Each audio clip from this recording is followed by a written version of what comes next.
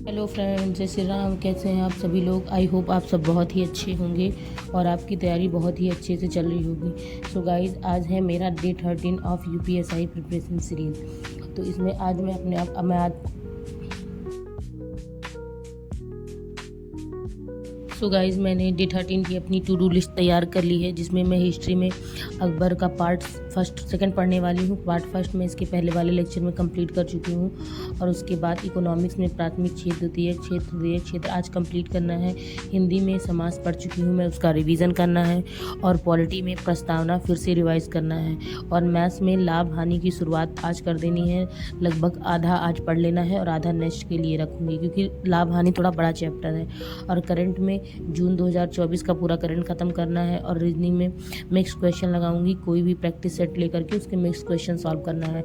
और static GK में मैंने कल आपको स्टैटिक जीके का पूरा डिटेल बताया था, मैं भी वहीं से शुरुआत कर रही हूँ। तो आज मैंने पहला ही लेक्चर देखा है यूनेस्को, उसकी साइट, वो 2-3 पार्ट में है। आज मैंने पहला पार्ट पूरा देखा, कंप्लीट किया। तो सबसे पहले मैं हिंदी में आपको दिखाती हूँ। मैंने समाज में अपनी नोट्स पूरा तैयार की है प्रॉपर तरीके से कि क्या क्या मैंने नोट्स में बनाया है। उससे पहले मैं थोड़ा देख लेती हूँ। मेरे पास एक क्वेश्चन पेपर पड़ा हुआ था कि उसमें जीएस के क्वेश्चन मुझे आ रहे हैं कि नहीं आ रहे हैं। कुछ क्वेश्चन ऐसे जो नहीं आ रहे हैं उसको देखती हूँ कि मतलब मैंने पढ़ा हुआ है और आ नहीं रहे हैं, थोड़ा चेकआउट ऐसे कर लेती हूँ। पुरानी मेरे पास क्वेश्चन पेपर पड़ा हुआ था। सो समास मैंने स्टार्ट कर दिया है। समास में सबसे पहले हमें जानना होता है कि समास क्या है। उसके बाद आता है कि समास के कितने भेद होते हैं। नॉर्मली समास का अर्थ होता है किसी चीज़ का संक्षिप्तीकरण, संक्षेप में या शॉर्टकट में किसी चीज़ को कहना समास होता है। उसके बाद समास के 6 भेद होते हैं: द्विगु समास, कर्मधारय समास, द्वंद्व समास, अव्ययी भाव समास, तत्पुरुष समास और विग्रही समास। द्वंद्व समास, द्विगु समास में क्या होता है? जिसका पहला पद संख्यावाची हो और उत्तर पद प्रधान हो, जैसे चौराहा, त्रिलोक, अठन्नी, सप्तऋषि। इसमें क्या है? पहला पद संख्यावाची है। उसके बाद आता है कर्मधारय समास, वह समास जिसमें एक पद विशेषण और एक पद विशेष से हो। उसी से आपको पता चल जाएगा कि ये कर्मधारय समास है। जैसे काला आदमी, जैसे गोरा आदमी, पीला वस्त्र, इस सब से आपको पता चल रहा है कि इसमें एक विशेषण है और एक विशेष्य है। फिर आता है द्वंद्व समास, जिसमें दोनों पद प्रधान होते हैं, जैसे माता और पिता। इसमें और लगाते हैं या अथवा लगाते हैं। माता और पिता, सीता और राम, आज और कल।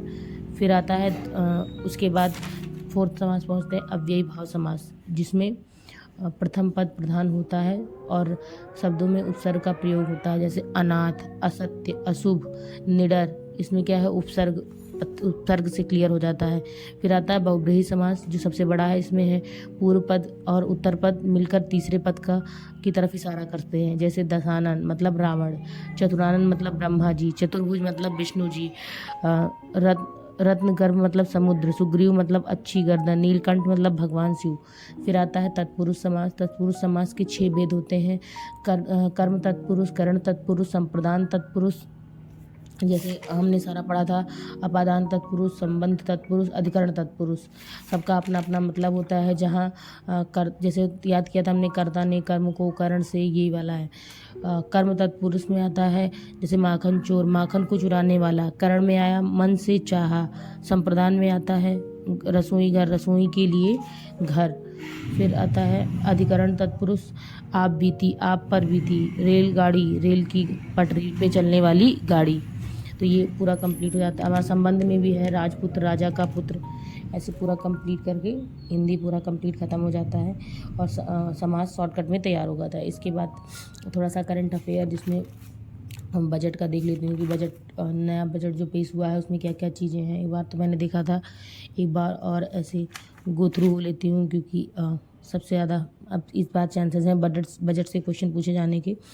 तो बजट में बहुत अच्छे से डिटेल में बताया हुआ है। इसमें स्पीडी मैंने आपको पहले दिखाई थी, स्पीडी से मैं थोड़ा बहुत पढ़ रही हूँ। तो अगर आपको वीडियो पसंद आती है तो लाइक शेयर सब्सक्राइब करें। मिलते हैं नेक्स्ट वीडियो में। Till then bye.